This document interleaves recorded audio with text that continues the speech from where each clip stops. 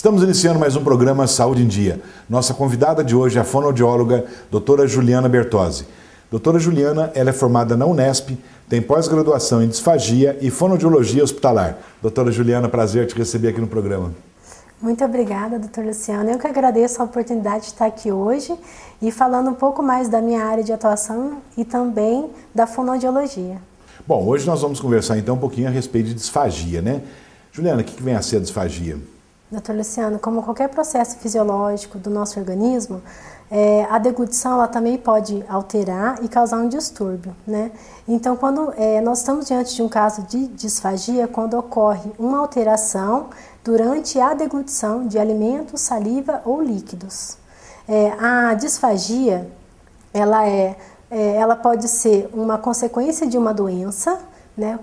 Por exemplo, um acidente vascular encefálico, um traumatismo crânioencefálico, ou também ela pode ser uma condição base. Por exemplo, um paciente que foi submetido a uma intubação orotraqueal, que vai ocasionar efeitos neuromotores que vão causar com que esse paciente tenha uma disfagia. Ju, fala para mim. Quando que a fonoaudiologia começou o trabalho com a disfagia? Então, na verdade, a fonoaudiologia é uma profissão recente, né? Ela foi regularizada no Brasil no ano de 1981. Então, é bem recente mesmo, pois né? Pois é, doutor. E a partir da década de 90 é que começaram a ter os primeiros profissionais que desenvolviam um trabalho com os pacientes disfágicos, né? E a partir de 2000, 2005 é que iniciou um trabalho dentro das UTIs, né, a unidade de terapia intensiva, né, com ênfase na disfagia. Tá, ok. Quer dizer que é uma coisa bem recente, né, uma faculdade, digamos assim, de fonoaudiologia, uma coisa bem nova, né, para todo mundo. E que está ajudando muita gente aí com vários problemas, né, inclusive não só na disfagia, mas em várias outras patologias que nós vamos conversar mais para frente um pouquinho, não é verdade? Qual que é o papel do fonoaudiólogo na disfagia, Juliana? O profissional fonoaudiólogo ele é habilitado a realizar a triagem, a avaliação, o diagnóstico e o tratamento dos distúrbios da disfagia. Nós visamos identificar a segurança da deglutição e também visamos a capacidade de introduzir dieta por via oral no paciente disfágico. Nós também podemos realizar e também elaborar e solicitar exames complementares, né, para o diagnóstico e também para o tratamento da disfagia. Da disfagia, né? Sim, sim. Você comentou agora há pouco, né, a respeito, você falou sobre deglutição. Como que ocorre a deglutição? Só para os nossos telespectadores, né, ficar bem por dentro do assunto. A função da deglutição é transportar o conteúdo da orofaringe, que pode ser a saliva, alimentos ou líquidos, até o estômago, né? A deglutição ela tem 3 fases. A primeira fase é a fase oral, que nós vamos captar o alimento do utensílio, manipular o alimento na boca, posicioná-lo em cima da língua para poder ejetar ele para a faringe. Durante essa ejeção, vai também, concomitantemente, ter o disparo da deglutição, né? Que é o reflexo da deglutição, que inicia aí a fase faríngea da deglutição, a segunda fase. Essa fase faríngea é uma área crítica em que o alimento está passando, porque coincide 2 vias, a via respiratória e a via digestiva. Então aí já tem que tomar cuidado, né? Isso mesmo, doutor.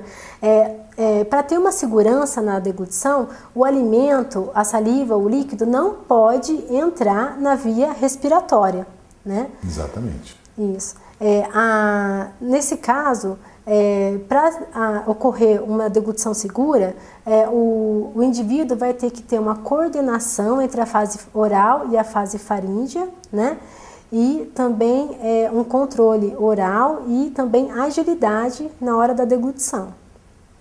Então, é por isso que às vezes muitos pacientes acamados, né, dependendo do tipo de patologia, do tipo de doença, tem que tomar cuidado com o paciente, né, na ingestão do alimento e acabar fazendo uma aspiração. Sim, senhor. E aí o fonoaudiólogo aí vai sofrer um pouquinho também, não é verdade? É verdade. Quais os impactos da disfagia? Doutor, os impactos que a disfagia causa, que podem causar, uma pneumonia, são pneumonias aspirativas, também pode levar o paciente a ter desnutrição e desidratação, né? O paciente disfágico também pode apresentar um isolamento social relacionado com o desprazer alimentar, né? Então, não é confortável para o paciente estar numa mesa, né, alimentando, né, com outros familiares ou com outras pessoas, né, sendo que ele apresenta alguma alteração. Então ele engasga, ele tosse, ele sente falta de ar. Desconfortável, né? É desconfortável, pessoa, né? Não só para o paciente, mas também para as pessoas que estão em volta, né? Então o paciente geralmente ele fica mais isolado, né, por conta desses fatores, né? E além disso, a disfagia também pode levar o paciente ao óbito por complicações respiratórias. Mas devido à aspiração, digamos assim, ou não? Sim, aspiração, broncoaspiração, né, de alimentos, saliva ou líquidos. Jô, nós vamos fazer um breve intervalo e já voltamos com o programa Saúde em Dia. Voltamos com o programa Saúde em Dia e hoje com a presença da fonoaudióloga doutora Juliana Bertozzi. Doutora, agora há pouco falávamos, né, a respeito de aspiração. Como que a gente pode identificar um sinal clínico de aspiração?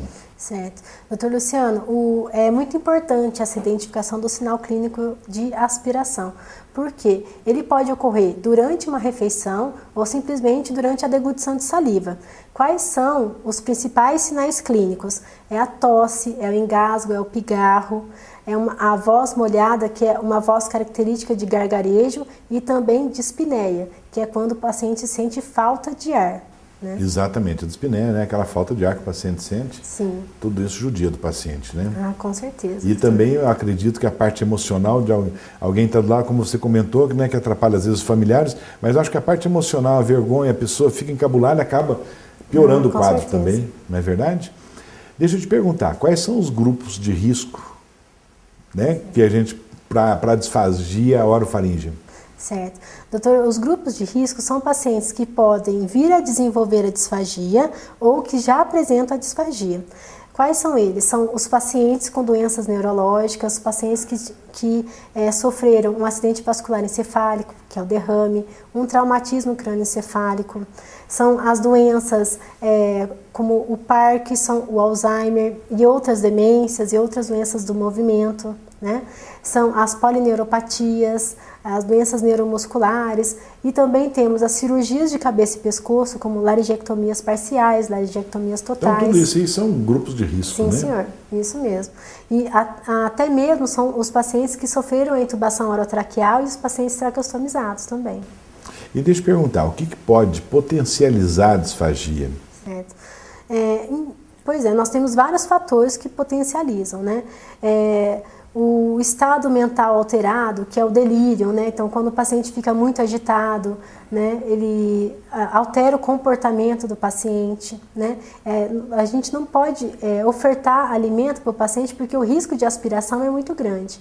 Um paciente que tem um rebaixamento do nível de consciência, então de manhã ele está alerta, está respondendo, à noite ele já está muito sonolento, não responde a nada. Então, como você vai deixar uma alimentação para um paciente que ele pode alterar, né, o nível de consciência entre o dia, a tarde e a noite? E a aspiração é uma coisa séria, né? Que além de asfixia, né, também pode causar uma broncopneumonia com certeza. E outras complicações. Com né? certeza.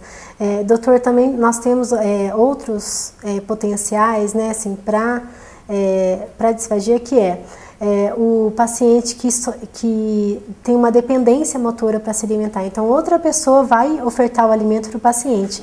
Por que isso pode ocasionar aumento da aspiração?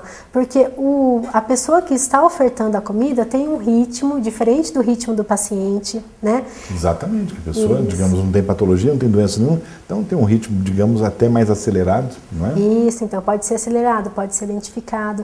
A quantidade de comida que ela coloca na boca dele, né? Então, tudo isso, o fonoaudiólogo ele tem que estar atento para capacitar essa pessoa para conseguir, né, regularizar tanto o ritmo, né, e o volume do alimento para fazer com que o paciente tenha uma deglutição segura, né? Existe, Juliana, algum medicamento que pode causar ou então potencializar a disfagia?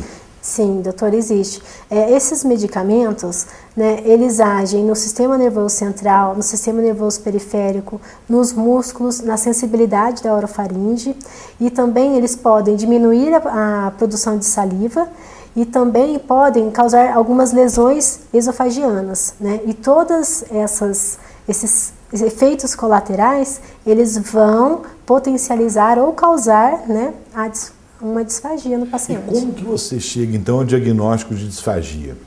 Então, o diagnóstico, doutor, ele é multiprofissional, né? Mas, necessariamente, o paciente tem que se enquadrar em critérios. O nosso principal critério é a estabilidade clínica do paciente. O paciente ele tem que estar com uma estabilidade nutricional, uma estabilidade neurológica, cardíaca, hemodinâmica, né, entre outras, para conseguir passar pela nossa avaliação, né? Então, ele enquadrando nesses critérios, ele vai passar por uma avaliação estrutural dos órgãos fonoarticulatórios e uma avaliação funcional da deglutição, que é uma observação de uma refeição ou então uma escolha de consistências de utensílios, né, e de posicionamentos e manobras durante a avaliação que vão facilitar a deglutição do alimento. Você falou, né, em aspiração, deglutição. A via alternativa de alimentação, existe alguma via alternativa? Sim, não, existe. Porque tem pacientes que não vão conseguir deglutir o alimento. Isso. Na verdade, nós indicamos a via alternativa de alimentação para aqueles pacientes que têm um potencial risco de aspiração, né? Então, estes pacientes, se não houver prognóstico, se houver o risco evidente da aspiração e se os familiares estão de acordo em suspender a dieta via oral e começar a introdução da dieta interal geralmente é via gastrostomia, né? O paciente vai receber essa dieta exclusiva, né? Sem nada por via oral, somente pela sonda de gastrostomia. Uma dieta feita, preparada para aquele paciente. Isso mesmo, né? doutor. Essa dieta ela pode ser tanto industrializada, né, quanto caseira, né? Depende de cada paciente, né? Aí, na verdade, o profissional nutricionista, junto com o médico, né, que vão selecionar melhor esses alimentos. Hoje a indústria tem muitos, né, tipos de alimento, então fica fácil mais o industrializado, inclusive por questões até higiênicas, né, de contaminação do alimento. Isso, Mas também tem alguns outros casos de que o paciente ele pode ser alimentado por via oral, né, pela boca, mas essa ingestão de alimentos é insuficiente, né? Então, nesses casos, nós continuamos com essa alimentação por via oral para prazer alimentar, para uma melhor qualidade de vida, e nós também complementamos, né, a nutrição e a hidratação do paciente pela sonda de gastrostomia. Doutora, nós vamos fazer um breve intervalo, já voltamos com o programa Saúde em Dia. Voltamos com o programa Saúde em Dia e hoje conversando com a fonoaudióloga Juliana Bertozzi. Doutora Juliana, como que a gente pode garantir, né, o desempenho? Estávamos falando a respeito de alimentação, né? Então, como que a gente pode garantir o desempenho durante essas alimentações, todas as alimentações? Certo. Na verdade, garantir um desempenho seguro durante todas as refeições não é fácil, né? A gente tem que contar com o apoio da equipe multiprofissional, quando no hospital, e dos familiares e dos cuidadores quando no domicílio. E esses cuidadores também são pessoas que devem ser treinadas para isso. Com certeza. Não é só curioso falar, vou cuidar do doente e senta lá do lado e vai cuidar. Não é por aí. Não, né? não. Tem que ter todo um preparo. Na verdade, devem ser profissionais capacitados, porque o doente disfágico é um doente crítico, né? E agora, para ter esses cuidados no gerenciamento, né, nós vamos capacitar tanto os profissionais da saúde quanto os cuidadores e os familiares a reconhecer os sinais clínicos e a realizar o monitoramento de todas as refeições, né? Também a gente pode realizar uma padronização das dietas, né, que envolve as consistências que podem ser ofertadas para o paciente. E existe algum tratamento para a disfagia? O tratamento da disfagia, ele existe, e dependendo das das manifestações do paciente e das queixas, ele pode ser médico e ou fonoaudiológico. O tratamento fonoaudiológico, ele visa a segurança da deglutição, né? Então ele vai gerenciar ou ele vai administrar essas deglutições, né? Por meio de técnicas e manobras especiais que muitas vezes são compensatórias. Na verdade, o paciente disfágico, tanto o paciente quanto a família, às vezes eles têm uma ansiedade, né, de que o paciente volte ao que ele era antes, né? Então ele volte a comer o feijão, né, o churrasco, né, a pizza, mas na verdade muitas vezes, normal, né? Isso, muitas vezes ele acaba, por conta de todo a doença ou a lesão, né, neurológica, ele não pode mais, né, voltar ao que era antes. Então nós temos que, a partir dessas técnicas, dessas manobras, com mudança de consistência, com posicionamento, mudança de utensílios. Acredito até que entraria uma nutricionista também junto, com né? certeza, para fazer também, o acompanhamento. Isso. Vários profissionais, né? Multiprofissional, né, o atendimento. Todo esse tratamento você faz, digamos assim, o paciente internado, você acompanha o paciente no hospital. Sim. E o paciente em casa, você também acompanha em casa esse paciente? Sim, acompanho. E na tua clínica, vamos, da disfagia tudo bem, né? Você já comentou da disfagia. De uma maneira geral, quais outros exames que você realiza na tua clínica? Na minha clínica, além do atendimento fonoaudiológico, né, em várias áreas, eu também realizo as audiometrias. Então vamos explicar, audiometria. Para que serve a audiometria? A audiometria é um teste, né, para verificar a perda de audição, né, o grau e o tipo da perda auditiva que o indivíduo tem. Deixa eu te perguntar, você falou em perda de audição. Pessoas, por exemplo, com som muito alto, principalmente dentro do carro, que é um lugar pequeno, abafado, prejudica a audição?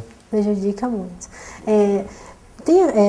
Depende do indivíduo, né? Então tem indivíduos que eles têm uma predisposição genética, né, para estar tendo essa perda auditiva, né? O ideal é sempre nunca abusar, né, de som, de foninho de ouvido, né? O ideal é sempre escutar por 1 hora o som, né? Ter uma pausa. E o celular? O celular também é a mesma coisa. Muitas pessoas, por exemplo, pessoas canhotas, né, ou pessoas destras, geralmente têm uma perda de audição maior no ouvido, que é de predominância manual, né, por conta de tanta estimulação, né, do mesmo lado que é a dominância manual. Então, muitas pessoas vêm com essa queixa às vezes, né, eu sinto que eu tenho perda de audição no ouvido esquerdo. Mas o senhor é destro ou canhoto? Eu sou canhoto, né? Então você já sabe que pode ser também de tanta estimulação desse ouvido. Doutora, eu sei que você tem uma clínica, né, super aparelhada, muito bem aparelhada, né? O que mais? Conta dos aparelhos, quais são os exames, né, fonoaudiológicos que são realizados? Doutor Luciano, a minha clínica eu realizo as audiometrias ocupacionais e clínicas, né? Essas ocupacionais decorrentes de trabalho, digamos assim, né? Porque depende do tipo de trabalho, o funcionário acaba diminuindo, tendo uma perda de audição. Por exemplo, telefonista, né? Ou muito local com muito barulho, que até é prudente usar um tampão no ouvido, né? Um fone de ouvido, não é isso? Isso, na verdade são os equipamentos de proteção individual, né? Que toda empresa deve fornecer. Isso. Né? E eles são obrigatórios, né? Dependendo do nível de ruído, né, que tem na empresa, se torna obrigatório o uso deles, para que não ocorra uma perda de audição com o tempo, né? O ruído, né, não cause essa perda de audição no trabalhador. Doutora, tem algumas perguntas, né, de nossos telespectadores, você pode responder para a gente? Claro. Vamos chamar nossa repórter Érica Azevedo. Primeira pergunta, Jean. Quais as causas mais comuns da disfagia? Muitas, até você provavelmente, né, já tenha respondido durante, né, mas eu acho que vale a pena até complementar os nossos telespectadores. Nós dividimos essas causas, né, a etiologia da disfagia, em 3 áreas. A primeira é a disfagia neurogênica. Ela é causada por doenças neurológicas, como o AVC, o TCE, né, algumas doenças neuromusculares, né. Então, são sempre doenças que acometem o sistema nervoso central ou periférico. né? O segundo grupo são as disfagias mecânicas, que elas são causadas por traumas na região índia, e também por cirurgias nessa região, cirurgia cervical, cirurgias de cabeça e pescoço também entram nesse grupo. As disfagias neurogênicas é o terceiro grupo e elas são alterações psicológicas, né, que afetam a pessoa a imaginar que tem uma disfagia. Então, na verdade, é mais emocional do que, na verdade, estrutural ou neurológica. Complica, né? Mais pela parte emocional. Isso mesmo. Uma próxima pergunta, Jean?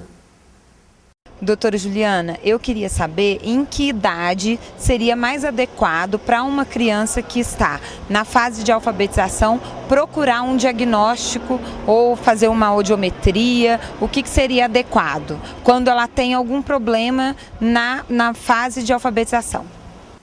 Muito bom, hein? Certo. Na verdade, quando uma criança ela tem algum problema na fase de alfabetização, o ideal é estar fazendo uma audiometria para ver se ela apresenta alguma perda auditiva, né, e depois realizar um teste que é chamado de processamento auditivo, né? Esse teste ele vai verificar todas as vias, né, de aprendizagem do cérebro para ver se essa criança realmente tem algum distúrbio, né, para aprendizagem, né, e como a gente pode ajudar ela a resolver esse problema. E acho que o papel da professora também é importante aí, né, se notar algum problema, procurar um profissional, pedir para a família, né, procurar um profissional. Claro, e em relação à idade da criança, o ideal é que ela tenha a idade já ter passado pela idade pré-escolar, né, e já está iniciando a alfabetização, e para que a gente possa diagnosticar, né, os distúrbios, né, dessa aprendizagem e conseguir tratar o mais rápido possível. Próxima pergunta. Além do fonoaudiólogo, qual outro profissional trata da disfagia? Na verdade, o trabalho é multiprofissional. Eu dependo de enfermeiros, de médicos, né, de várias especialidades, dos nutricionistas, de fisioterapeutas. Então, é uma equipe que tem que andar integrada para que o paciente possa se beneficiar do serviço. Próxima pergunta. Doutora Juliana, eu gostaria de saber se existe tratamento para o ronco. É uma coisa que todo mundo gosta de saber, né? Procura saber. Na verdade, eu não sou uma profissional especializada para esta área. O ideal é que você esteja procurando uma equipe médica para estar realizando todo o procedimento de avaliação e conduta. Próxima pergunta.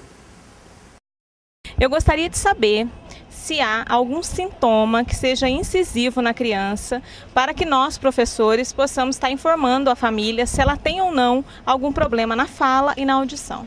Muito bem colocado, hein? Certo.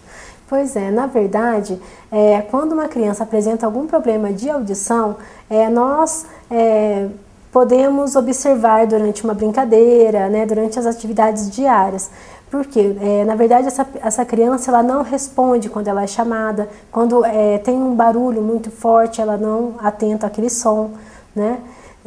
E também da fala, quando o professor, né, ele repara que a criança está tendo algumas trocas fonoarticulatórias, né, ou então não está conseguindo ter um desenvolvimento da linguagem adequado como as outras crianças da sala, né, ele tem um desenvolvimento um pouco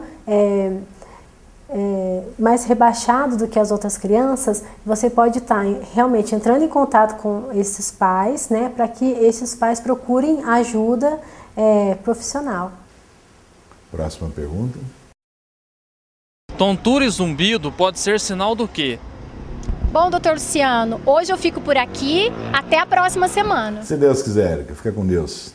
Na verdade, doutor, os sintomas de tontura e zumbido, né, eles são relacionados à perda auditiva, né? Então, quando o paciente fica, o indivíduo, ele fica com muito tempo com exposição a sons muito altos, né? Quando vai em shows, ele sai e fica com aquele zumbido, né, sempre perturbando o paciente depois do choque. Ficar surdo por um período, né? Isso. Mas também o zumbido ele pode ser de causas neurosensoriais, né? Uma perda neurosensorial, que é uma perda mais interna no ouvido, lá nas células sensitivas. Por isso procurar, né, o fonoaudiólogo assim que notar qualquer tipo de problema, né, de perda de audição, certeza. Principalmente. Ou se já tem algum caso, né, de família, como você colocou durante o programa. Isso mesmo, doutor. Doutora Juliana, foi um prazer te receber aqui no programa. Infelizmente, chegamos ao finalzinho do programa. Ok, muito obrigada, doutor. Eu que agradeço essa oportunidade. Eu que agradeço, Ju. Chegamos então ao final de mais um programa Saúde em Dia. Fiquem com Deus e até a próxima semana.